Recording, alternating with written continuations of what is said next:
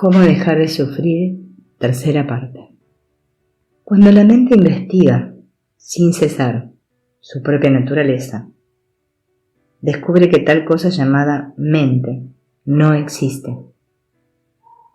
Es tan solo un cúmulo de pensamientos, de los cuales el pensamiento yo es el principal, que es la raíz de todos los demás.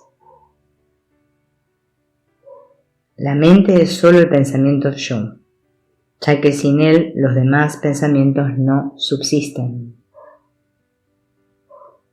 En la mañana, al despertar, lo primero que surge en mí es la noción de ser yo. Enseguida aparecen los demás pensamientos. El cuarto en que me encuentro, mi rutina diaria, desayunar, el trabajo, las preocupaciones, las cosas que tengo que hacer, etc. A su vez, en la noche al irme a dormir, el yo es el último pensamiento que me abandona. Mientras no exista ese yo, nada existe. ¿De dónde surge ese yo? Búsquenlo dentro y verán cómo desaparece, y en su lugar se revela el yo infinito. Con el surgimiento de la mente, todo surge, y con su desaparición todo deja de ser. Cuando el intelecto se une a la ignorancia, se crea una unión ficticia con el ser, que es la existencia, el cual se proyecta en el mundo como la tríada del que ve, lo visto y el acto de ver. Por lo tanto, la esclavitud de samsara, rueda de nacimientos y muertes, es sólo la sobreposición de la mente en el ser como su base. El ser, con su propia refulgencia, está consciente de sí mismo, así como del cuerpo, del intelecto y de su propia luz reflejada. Solo cuando el sujeto se distingue con claridad de los objetos, como la leche del agua, es cuando el poder de velar de tamas se destruye. Los objetos de los sentidos, desde el cuerpo, el mundo que nos rodea, hasta el ego, son irreales, o mejor dicho, son nitya, una mezcla de verdad y falsedad, ni verdadero ni falso, algo entre ambos. No son permanentes, están sujetos a cambiar a cada instante. Por lo tanto, todas estas apariencias son falsas. Solo cuando la mente queda libre de los pensamientos y se deshace de las impurezas de los tres gunas, se vuelve perfecta. Las tendencias de búsqueda de placeres acumuladas en el hombre dejan de surgir y se produce el estado de auténtico desapego. Entonces los pensamientos dejan de dirigirse al exterior, se calman y funden en el ser. El sentido del yo abandona el cuerpo y el verdadero conocimiento o unicidad perfecta se produce de forma espontánea. Lo que se mueve es el vehículo sobrepuesto. Este movimiento de la conciencia reflejada, el ignorante lo atribuye a la conciencia misma.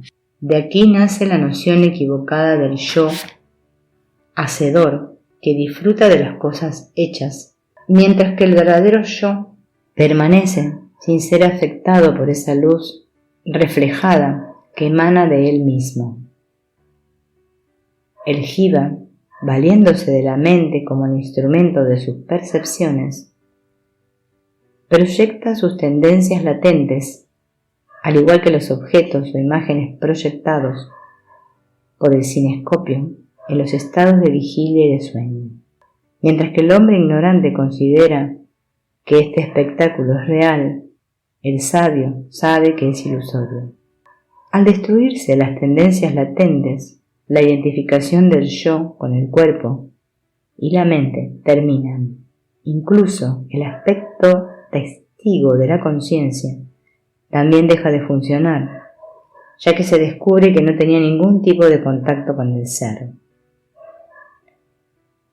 Las sobreposiciones de las limitaciones de la individualidad en el absoluto no se crean más, y entonces sucede la iluminación o realización del ser.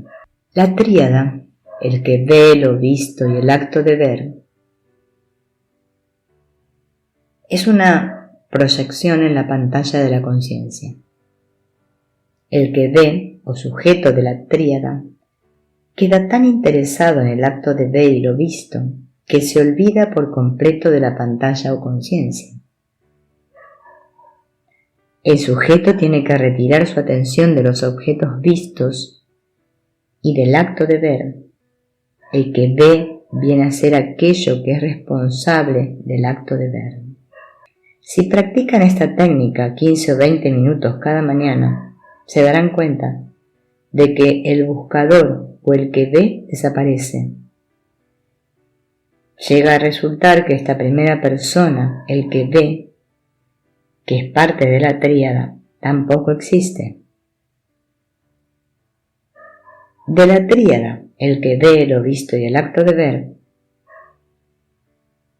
debemos retirar la atención de lo visto y del acto de ver y mantenerla sobre el que ve. Pero no olviden que el que ve es también parte de la película que se está proyectando en la pantalla de la conciencia. Es la sombra o reflejo de ella. Y al ser un reflejo no existe.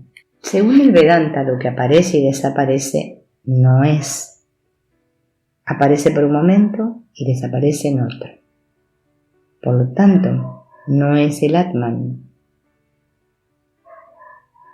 Al principio, la práctica consiste en aferrarse a la primera persona, tú mismo, como quiera que te imagines ser, porque solo si la primera persona está allí, la segunda, tercera y cuarta también estarán. Ahora, si la primera persona es puesta en duda, ¿cómo pueden la segunda, tercera y cuarta persistir? Como sabemos, la primera persona es también un reflejo del Atman. No goza de una realidad independiente. Solo el Atma es real y existe por sí mismo. Se revela a sí mismo y a nadie más, porque no hay nada más a quien se pueda revelar. Valiéndose de la mente, la gente quiere conocer su ser, pero debido a que el ser se encuentra detrás y más allá de la mente, esto no es posible. La mente es un instrumento muy útil en los asuntos de la vida práctica, pero hace falta convencernos de que no se le requiere para realizar al ser. O estamos en la mente o estamos en el ser, pero no podemos estar en ambos a la vez. ¿Cómo contemplar aquello que está libre de pensamientos? El corazón espiritual. Su contemplación consiste en ser como se es. Entonces el ser se revela por sí mismo, como algo evidente, por sí mismo, llegando a ser una experiencia directa que no requiere la ayuda de la mente. Este es, en definitiva, el estado natural de ser. El objetivo de la vida es ir a tu interior y realizar tu propio ser. Los animales no pueden ir adentro de sí mismos. Solo al hombre Dios le concedió una mente y un agudo intelecto. Tenemos que considerarnos muy afortunados de haber nacido con esta forma humana, pues con ella podemos alcanzar y realizar nuestro verdadero ser. En vez de hacer todas estas preguntas, debemos buscar al buscador, ver al que ve, dudar del que duda, y entonces estas preguntas y dudas no surgirán ni se mantendrán en la primera persona. Tus dudas y preguntas desaparecerán. Sin embargo, esta práctica tiene que ser realizada por cada uno. Otro no la puede hacer por ti. La tengo que hacer yo mismo.